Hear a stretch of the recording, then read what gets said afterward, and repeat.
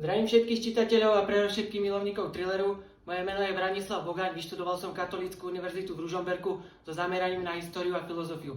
Na Karlovej univerzite v Prahe som písal diplomovú prácu Atentát na Reinharda Heydricha, čiže téma thrillerov mi bola tak nejak predurčená.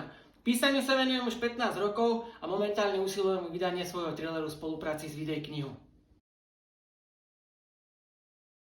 Thriller s názvom 2 vypráva o dvoch najlepších a nerozlučných kamarátov.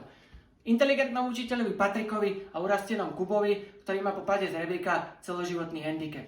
Obidvaja sa rozhodnú spoznať svet. Ich cesta začína v Prahe, kde sa zamestnajú v sklade. Avšak práca nemá dlhé trvanie. Milovníci piva a hamburgerov sa takto dostavujú až na americký kontinent. V San Antoniu v Texase narazia na tvrdú realitu neznámej krajiny. Prácu na stavbe alebo v reštaurácii. Do deja náhle vstupuje záhadná Texasanka a s ňou jej žiarlivý priateľ.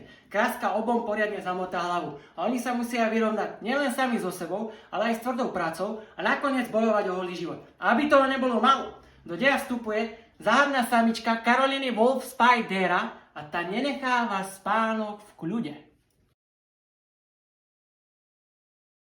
Som človek, ktorý dokáže do deja thrilleru zahrnúť množstvo skúseností z vlastného života. Niektoré boli veľmi nepríjemné, ale som rád, že som ich zažil a môžem z nich teraz ťažiť. Kniha je určená pre dospelých čitateľov.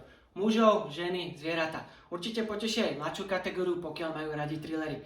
Určite sa potešia aj milovníci drámy alebo hororu, alebo aj románu, pokiaľ čitateľ preferuje napätie. Dej knihy je síce miestami hodne vtipný, ale rozhodne sa nejedná o komédiu.